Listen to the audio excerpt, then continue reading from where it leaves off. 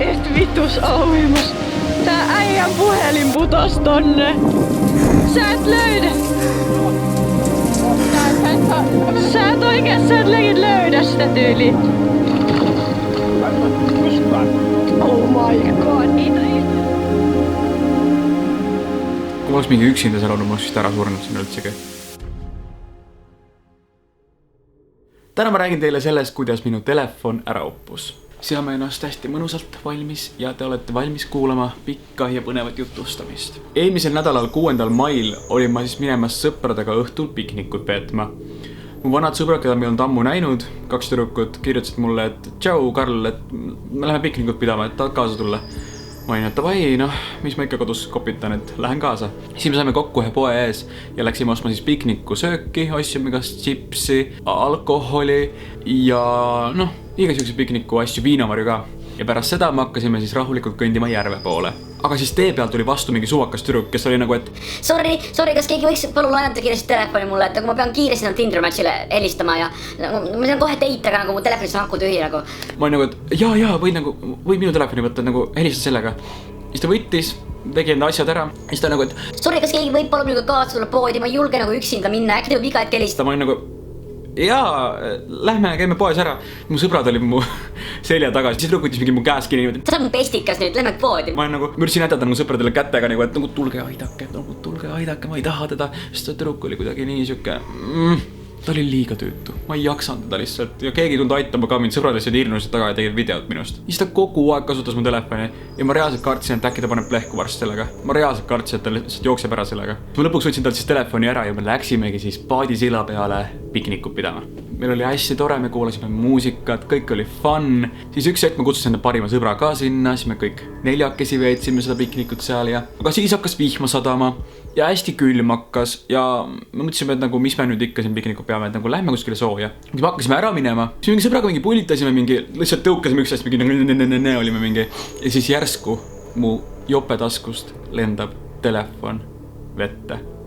Reaalselt ma läksin nii paanikasse, sest selles telefonis on mul 45 000 pilti, mis ei ole enamasti pilves. Seega mu terve varandus, kõik mu koostööpildid, kõik mu tähtsad andmed, kõik asjad, mis ei ole kuskil mujal. Ma tean, et see on loll, et neil ei kuskil mujal, aga nagu mul on enda põhjus, miks neid ei ole kuskil mujal. Ja need kõik lendasid järve põhja. Ja see hetk, kui ma näen, et mu telefon reaalselt läheb nagu ma olen nagu, ei, reaalselt seal tuli nii palju roppe sõnu. Reaalselt ma läksin nii paanikasse, ma ei teadnud, mida ma teen, mõtlesin nagu okei, see on reaalselt sügav vesi, et mida ma teen. Siis reaalselt ma ei jõudnud isegi mõelda, ma juba võtsin riided seljast ära ja ma lihtsalt läksin pea ees vette. Ma läksin algusest rahulikult niimoodi käed ees, katsuma kätega, ma ei tundnud midagi. Siis ma proovisin jalgadega, ma ei tundnud ikka mitte midagi. See vesi oli 8 kraadi. See oli reaalselt nii külm. Ja siis eriti kui me hakkasime ära minema selle pärast, et mul oli külm seal nagu väljas isegi. Siis ma läksin ujuma sinna 8 kraadisesse vette. Issand, see oli nii külm. Sõbrad olid rääkinud, et Karl tule välja sealt, nagu sa ei leia seda üles, aga ma ei suutnud rääkida. See ei tulnud sõnu suust välja. See oli nii kohutav, mul oli nii kohutava külm ja ma sain paanikahoo sellest reaalselt. See vesi oli mingi 1,60 meetrit sügav ja ma ei leidnud mitte kuidagi seda. Ma tundsin seda põhja, see põhi oli hästi mudane. Siis ma läksin korra välja, aga siis ma hüppasin kohe tagasi. Ma ei tahtnud alla anda. Eriti kui ma tean, et see on kuskil mu lähedal, siis ma ei saanud sellest mõttest lihtsalt loobuda, et nagu seda ei ole enam. Sõbrad olid mingi, et Karl, ma võin osta uue sulle, Karl, lähme homme poodi koos, ma võin osta uue sulle. Nagu ma armastan enda sõpru nii palju, et nagu nii palju hoolivad, et on nii armsad. Karl, tule välja, nagu see, ma ei taha, et sa nagu surma saad, et tule välja sealt. Kas Karl kuulas? No.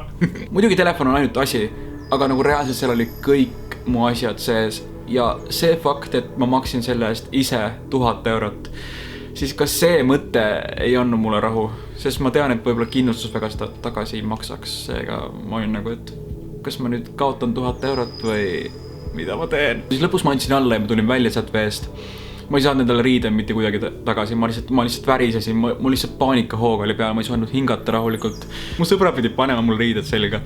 Siis reaalselt ma ei suutnud ise mitte midagi teha. Siis samal ajal mu teine sõber pani autot sooja ja siis kui ma sain riided selga, siis ma läksin autosse ja mu sõber sõitis hästi kiiresti koju. Reaalselt ma ei suutnud autos olla üldse rahulik, mu sõber oli nagu Karl, hinga rahulikult, ma olin paanikat, mul oli nii külm lihtsalt, ma värisesin üle kere, ma olin üle märg ka ju. Ja reaalselt ma ei tea kaua ma lõpuks seal vees olin, kas ma olin seal mingi 5 minutit, kas ma olin seal veerand tundi, ma reaalselt ei tea, mul kadus täiesti ajataju ära.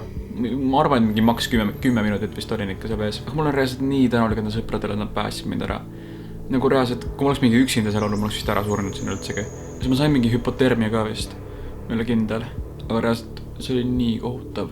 Ma lihtsalt ei suutnud normaalselt mõelda. Kodus ma läksin kohe duši alla, ma olin kuuma duši all lihtsalt väga kaua. Appi, see oli nii mõnus, ma sain kõik selle külma kehast ära, ma läksin mitu korda veel duši all, ma läksin duši alt välja, ma olin, issand, mul oli ikka nii külm ja ma läksin tagasi, ma läksin uuesti ära, issand, mul ikka veel nii külm, läksin tagasi ja siis lõpuks mul hakkas sooja. Siis ma helistasin enda teise sõbrale FaceTime'i ja ma rääkisin temaga, et aitas mul rahuneda õnneks.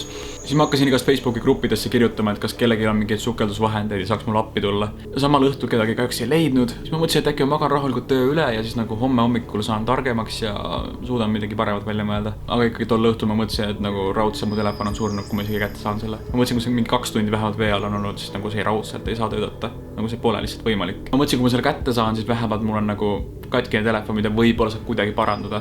Vähemalt seegi, et kui mul on katkine telefon, siis nagu kindlustus maksab kinni või midagi iganes. Siis ma sõbrale veel nutsin, et ma mitte kunagi ei leia seda üles. Nagu reaalselt on nii väike tõenäosus, ma leian seda üles sealt. Aga siis järgmise päeva hommikul ma rääkisin kohe isale sellest kõigest juhtumist ja ta oli ka nagu, et Karl, kas sa nagu reaalselt hüppasid järgi sellele?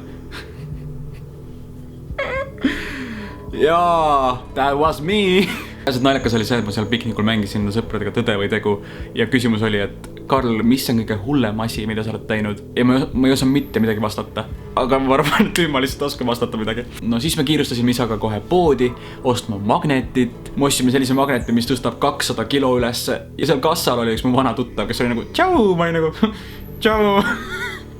Me ostsime selle magneti ära ja läksime kohe siis proovima. Siis me saime aru, et nagu magnet ei lähe nagu väga telefoni külge kinni isegi. Seega see oli päris mõttetu. Siis me läksime mu isa sõbralt laenama sellist võrku, millega me hakkasime siis ka telefoni püüdma, aga sellest võrgust ka väga abi ei olnud. Siis juba reaalselt ma kaotsin usu. Ma ütlesin nagu reaalselt mitte kuidagi, ma ei saa seda kätte seal ja noh, ükskõik, elu läheb edasi.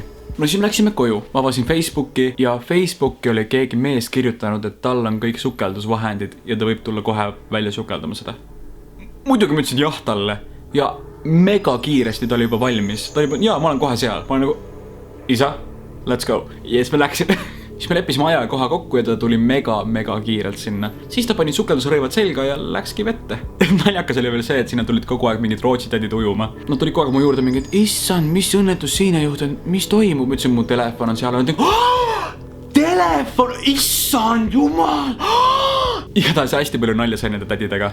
Lihtsalt kogu aeg naerisime seal ja lihtsalt nad läksid kõrvale ujuma. Issand, loodab, et sukelduja ei tule siia meie juurde. Ma olin nagu jaa, vaevu, ta tuleb teie juurde.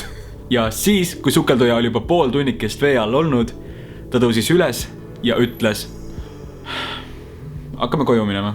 Ja ta tõstis selle välja. Oleksite näinud mu nägu.